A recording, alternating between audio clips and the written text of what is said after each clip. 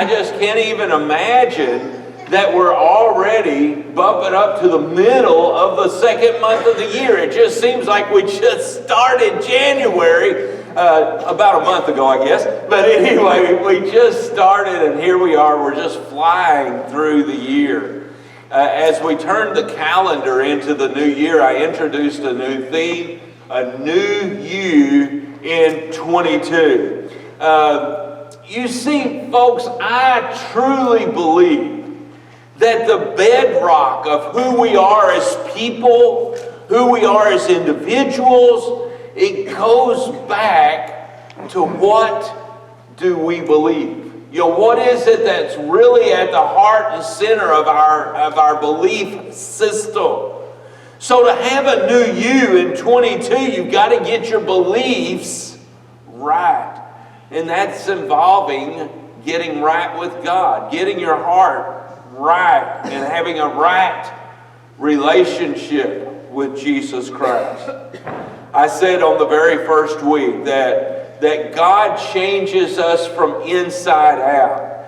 To try to fix any part of who we are without getting our belief system right, it's really just like trying to put lipstick on a pig. You still have a pig. Okay? Doesn't matter how shiny you make it on the outside, it's still a pig.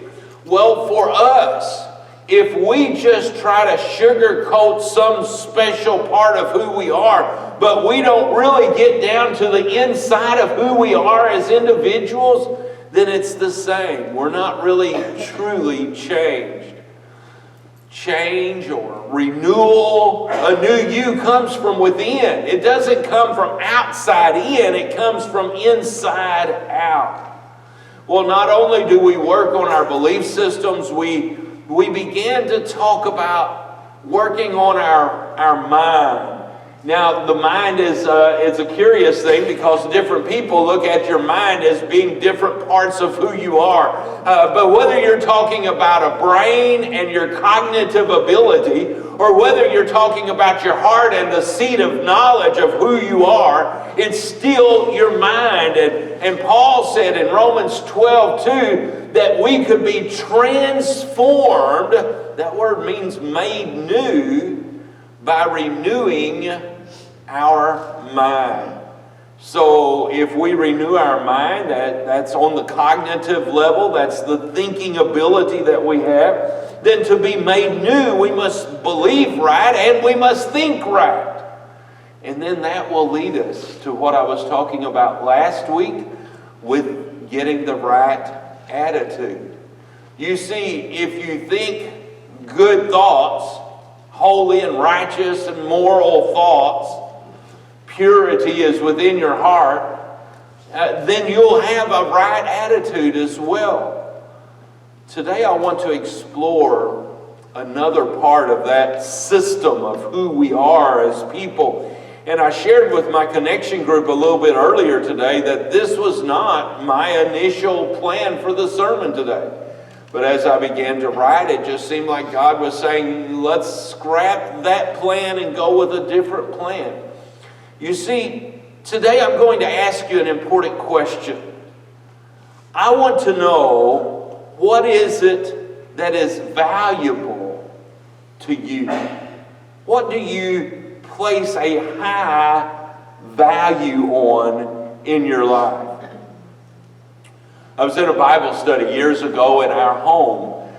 When we lived over on Chippendale Drive, we had a Bible study that was meeting there. And I don't think I will ever forget the night that we're just talking about what we value. And one lady piped up and said, I'm just going to admit to the whole group that I'm a materialist. That was her word, not mine. And we all looked at her and she's like, yes, I'm very into things. I like things. I want material possessions. Well, maybe that's who you are as an individual. Maybe you are a materialist like this lady was. Madonna, I think it was 1985. I was surprised it had been so long ago, but a long time ago, Madonna wrote song or sang the song. She may have not written it, but it says, we are living in a material world, and I am a material. See, y'all knew it. Y'all knew it. I am a material girl. Is that what you value? Is your value system placed around material things? But what about guys? What is it you value, guys, above all else? Well, for some men, it's their truck. For others, their boat or their four-wheeler or maybe a high-powered rifle with a great scope on it. Well, someone said years ago, and I found the quote, it was quoted in Forbes magazine, the only difference in men and boys is the price of their toys. We like our toys as guys. Well, sadly, men and women both get our values. We kind of get them messed up every once in a while, don't we? Well, today, the title of the sermon that I have given today is Renewing Our Values. Renewing our values. Well, I did what every researcher does today, right? I went to Google and I said, what do men want? Okay? And you can do that Google search. It happened to pull up something I wasn't familiar with, Quora.com. Some of you may be, but I wasn't. And here's their 1 through 8 list. 1, men want great intimacy. They want a loving family. They want a woman to love. They want a Labrador retriever. They want a great ride. You might as well say a truck in the South, okay?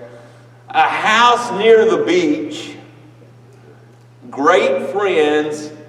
And this last one, I may have been a little surprised, a hobby. Well, if that's golf or football or basketball, I guess that might be your hobby, and so they want a hobby. But what do women want, right? Okay? Now, I was a little shocked on all the different websites that it offered me on things women want, okay? I was surprised at that. But if you were more toward a materialistic person, okay, here's the list. An international car. I don't know. Brand named clothes, okay? Diamonds. Or some other nice piece of jewelry, but they mentioned diamonds specifically. Pricey shoes. Now, I don't know about the pricing part, but my girls, when I was raising girls at home, they all had closets full of shoes, okay? Not necessarily pricey, but shoes. Glitter watches. I don't know about that one. Glitter watches. A high-class dinner. Spa treatments.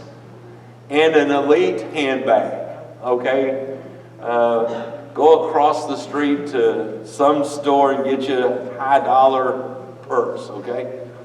Well, how do we know that this is correct? Because Google knows everything, right? Come on, Google knows. Well, as I went through the list, the thought that went through my mind is that Linda and I must have missed the boat, because most of those things in that list we don't have. It's like, whoops, we missed it on that. That's not in our bucket list.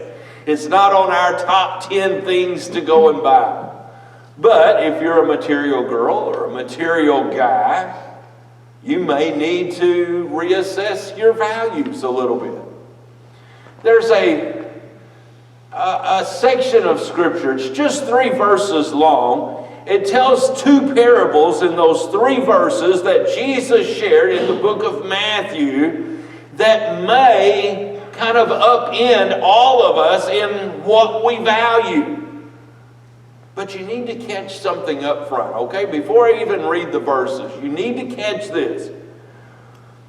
We're talking about what is it you value? What is it that's most important to you? What is it that you would really like to have as your number one, okay? But what Jesus is really talking about in these two parables is the kingdom of God. It's having a relationship with Jesus Christ. It's talking about getting into heaven. It's the kingdom of heaven. In fact, in both parables, he said the kingdom of heaven is like. So you need to catch that that's what Jesus is talking about in these 2 or 3 short verses in Matthew 13, verse 44. The kingdom of heaven is like treasure hidden in a field. When a man found it, he hid it again. And then in his joy, he went and sold all that he had, and he bought that field. Again, the kingdom of heaven is like a merchant looking for fine pearls. When he found one of great value, he went away and sold everything he had and bought it. Now, just a little bit before I really even move into this, I want to say that Jesus was very specific. The man didn't find this hidden treasure and put it in his pocket and walk out of the field. He hid it back and went and bought the field. It would be kind of like you and I walking across some 3 acres that's up for sale, and kind of like Jed Clampett, you shoot the gun, and up comes from the ground comes a bubbling crude, and you decide, I'm going to go sell everything and buy that piece of land. Well, or it might be that you're walking across a piece of ground and you see something glittery and you kind of dig around in it, and lo and behold, you found the next diamond mine, and you find this huge diamond, and it's like, whoo, I'm going to be rich, but I can't just take it. I've got to hide it again, and I'm going to go sell everything I have so I can buy this 3-acre piece of ground, and then I'll be rich because it's of great value. Well, here are 2 very similar parables, and yet they're different in a few ways. The parable, as a piece of literature, a parable is an earthly story with a heavenly meaning. In both stories, there are people looking for things of great value. I have a friend that I didn't know at the time, but I found out that this friend is a coin collector. He will take big bags of coins. I'm not really sure. Maybe he's got a person that just handles change or whatever a lot, and he buys it from him. But he'll take big bags of coins, and he'll sit with a magnifying glass at his kitchen table, going one by one through the coins to see if he can find something that is rare in the coins. And he's looking for maybe special dates or maybe something that wasn't minted correctly on that particular coin. In other words, he's looking for coins of great value. Now, what I'm about to share happened this week. Not with this man, but it did happen this week. There's a gentleman that I guess is a coin collector. The story didn't tell us that. But a gentleman out in Las Vegas that had a silver dollar that he thought was a rare silver dollar, and he put it up for sale. And he had it authenticated. And they literally believe, this is pretty cool, they literally believe that this silver dollar was the very first silver dollar produced. That's rare, okay? You only get one of those. You want to know how much it sold for? Anybody know? Did anybody read the story? $12 million for that one coin. I think we can say that this coin was of great value, right? In the first story, this man he just sort of stumbles upon a hidden treasure. And he recognizes that it's of great value and it's hidden in the field. And so with great joy, it says, he hid it back and he went and he sold everything he had to buy the field. In the second story, the second parable, this man was literally a merchant of pearls. He was buying and selling pearls, and he found one that was extremely rare and extremely valuable. And when he found this one of great value, it said he went back and he sold all that he had, and he went back then and purchased that one pearl of great value. Now let's break down these two parables a little farther. Both parables have someone either seeking or discovering something of great value. Both parables have that in common. You know, as I thought about that, I thought, isn't that really kind of like people today? There's a lot of people that are looking for things of value, looking for something that over the years. We had a friend when we lived up in Greenbrook that lived next door to us, and he had a vintage car. I don't remember what year model it was, but it was vintage. It was old, and he had taken extremely good care of it. But literally, this young man, he was in his probably 20s, but he enjoyed that car so much that almost every day he would pull the car out and either dust it off or wash it or something. He was working and keeping the car in mint shape every day. Well, some people are looking for maybe a car. And you know, in today's current environment with the chip shortage and everything, if you're looking for a specific car, good luck. I mean, they're hard to find right now. We have literally been looking for a church van for right at a year now, and they're not to be found. They're just not to be found. Well, or maybe there's someone looking for a specific piece of jewelry.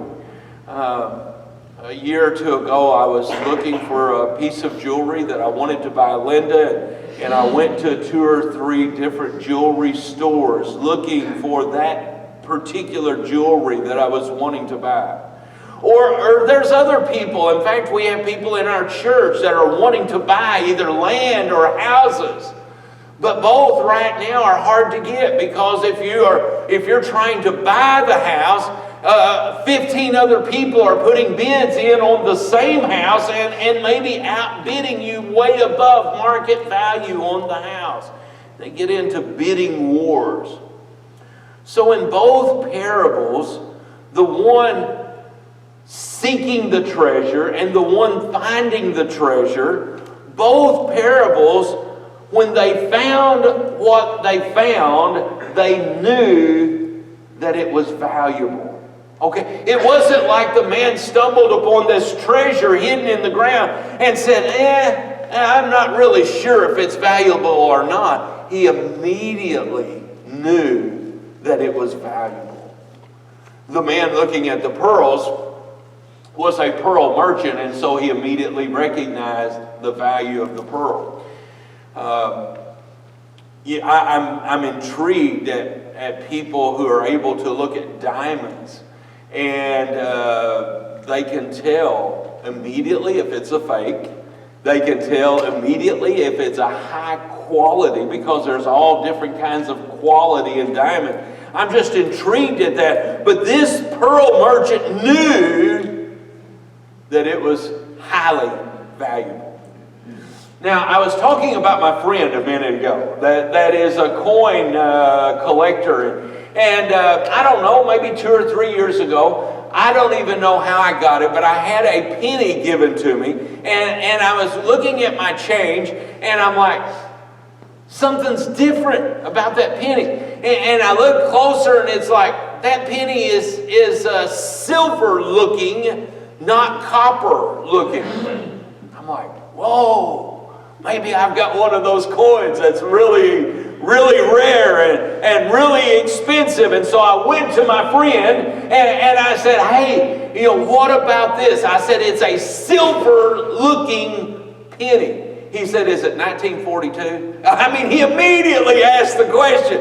I said, well, yes, by the way, it is. He said, well, they used zinc or nickel or something back at that time because of the war. He said, it's not worth much. And so I did some research, and you know how much my rare coin was worth, my penny?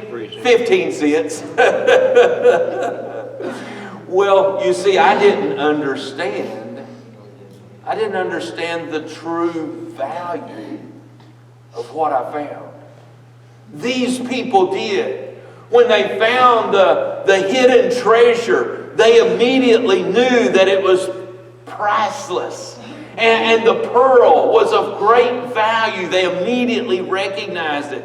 And so then, both parables said that they were willing to go back home, sell everything they had to buy the treasure in the field or to buy the pearl of great price. In fact, they bought the whole field to get the treasure because they knew the value of it.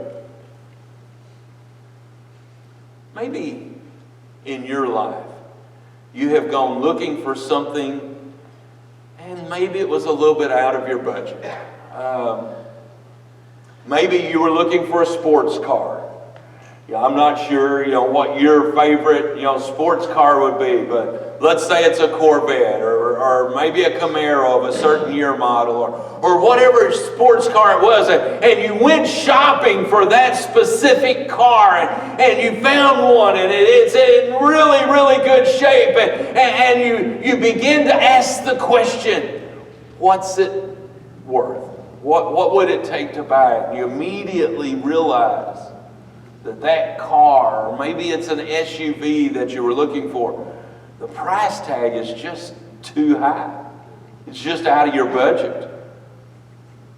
Or maybe you were looking for a 4-bedroom house on 3 acres of ground and you wanted it situated in DeSoto County, and that's getting harder and harder to find in DeSoto County, and you wanted it, but then when you get ready to buy your dream house, you discover that your budget is more like a 2-bedroom house on a 0 lot line piece of property because you didn't really have the budget for it.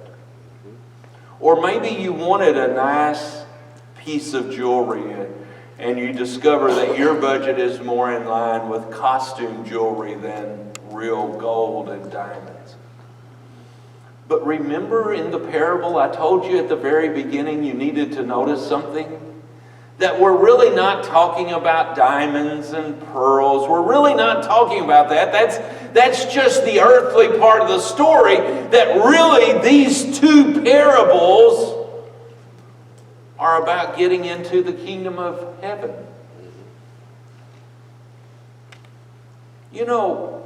When we begin to talk about our value system, we have to ask that question, what is it we really value? And if this parable is about the kingdom of heaven, then the question must be asked, what is the value of a life spent with God? How much would it cost? I'll never forget a few years ago, it's been several years ago, my dad was going to buy his first motorhome. Now, Dad was fortunate. He lived long enough to have a couple of campers, and then each time trading up and getting a little bigger and a little bigger, and then he got his first motorhome, then he got a second, and I think a third one if I'm not mistaken, but his first motorhome. He's so excited. It's like, man, I value, my mom would put it this way, I value getting into my own sheets every night. That's the way Mom would say it. I don't want to stay on motel sheets. I want to get into my own bed every night. And so they loved their motorhome. They really did. But I remember so dynamically Dad telling us about the purchase. And Dad said, and then I asked him, what kind of gas mileage does this get? Well, you know what my dad said and found out? The guy told him, he said, if you have to ask, you can't afford it. Well, you know, you're not going to get good gas mileage in a motorhome going through the Rocky Mountains or whatever. Well, you know, there's times that we want something really big and it's like we can't afford it. The value is too great. But what is the value of a life spent with God? What Jesus is trying to tell us in these two parables, it's worth all you have. Everything you have to spend time with Jesus. But it's ironic, too. Even though it's worth all that you have, you can't afford to buy it. You know, Elon Musk is supposedly the richest man in the world today, and Elon Musk couldn't buy time spent with Jesus. Jeff Bezos, I think he's number 3 now. Jeff Bezos can't buy time spent with Jesus. We can't afford it. Who can get it? If no one can afford it, who can get it? The simple answer is this: anyone who will give his whole self to Jesus. Anyone. Anyone willing to give himself to Jesus can get it. Can't afford it. But Jesus said, pretty cool, I've already paid the price. When I died on the cross, I paid the price for you to spend not only today, but eternity with me. It's free to anyone who will give himself to me. There was a guy, probably none of us have heard of, that had a tremendous knack for art. He was a great, well, not great, but he was a good artist. He had several different talents. This is in the late 1800s, early 1900s. He had a knack for music. He was a teacher, and he was an artist, all kind of wrapped up in this one package, you know, as a gentleman. And he was a United Methodist member of a United Methodist church, and he loved the revivalism that was taking place in the United Methodist Church at that particular time, with some of the revivals that were sweeping across the nation. And with his music talent, someone said, you should go for being a music evangelist. He's like, I can't afford it. Can't do that. I've got to teach school. You know, I've got to support my family. And he kept having that burning desire in his heart that said, God wants you. God wants you to step out on faith and do this. The man's name was Judson Van Deventer. Finally, he went to some of the revivals, and they allowed him to sing and use his talent singing. And he finally made the decision, I'm going to go for it. I just give up all my other dreams just to go forward with Jesus. Sometime later, he penned a song that goes something like this. I surrender all. I surrender all.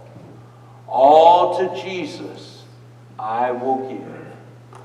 I surrender all. It's an old hymn of the faith. You see, Judson Van Deventer learned that the value of silver and gold have little lure, but the value of time spent with Jesus is of great value. He was willing to sell everything to have the life of an evangelist, to do God's work, to do what God wanted him to do.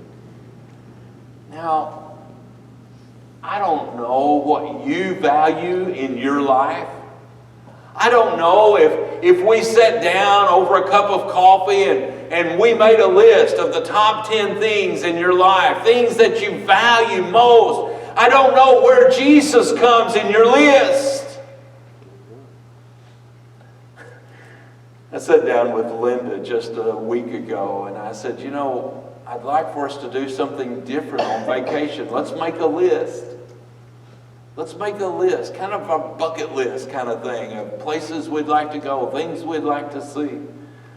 Her response is, you make the list and come back and tell me, you know. That was your answer, wasn't it? Pretty close, pretty close. What do you value? Someone in our connection group earlier this morning said a lot of people value money. Some people just value the things that money will buy, the material possessions. A lot of people value their family, and they value relationships, their wife, their husband, their sons, their daughters, their parents, their grandparents, or grandchildren. There's a lot of great valuable things there. But what about God? Where does He come in your list? Jesus said that a man found a treasure hidden in a field, and it was worth everything he had. So he sold everything for that possession. And that possession was to get into the kingdom of heaven. The cool thing is Jesus doesn't charge us, or we would never get in. He just wants us. He just wants you and me to give our all. But then, there are some that say, if I give my all, I have nothing really to give. I'm not anything. I'm not the artist. I'm not the musician. I'm not the painter. I'm not a preacher. I'm not an evangelist. I'm not a teacher. What do I have to give to Jesus? That's kind of the question of the little drummer boy, wasn't it? He said, well, I don't have anything else. I'll just play my drum for Him. Whatever it is that you are you willing to give it to Jesus? This man sold everything in order to make it into the kingdom of heaven. Are you willing to give all to Jesus? But if you're broken, if you're a broken person, Matthew West came out with a song here maybe a year or two ago. I lose track of time, but it says, I really don't have much to give, but if you'll use broken things, here I am, Lord, I'm all yours. You know, Jesus is in the habit or in the profession of putting broken things back together. Whatever's broken in your life, He can fix it. It's just a matter of, are you willing to give yourself to Jesus? We're going to play, I think, Ben, are we set for Matthew West's song? Ben and I talked about two different possibilities, and we're going to play Matthew West, Broken Things. And during that song, if you're like, man, I haven't valued Jesus as much as I should, I want to pray about that, then come forward and I'll be glad to pray with you, or you can stand up here at the front or kneel at the front and pray. But I'd be glad to pray with you if you have any issues that you'd just like to pray about this morning, and do that during this song, Broken Things.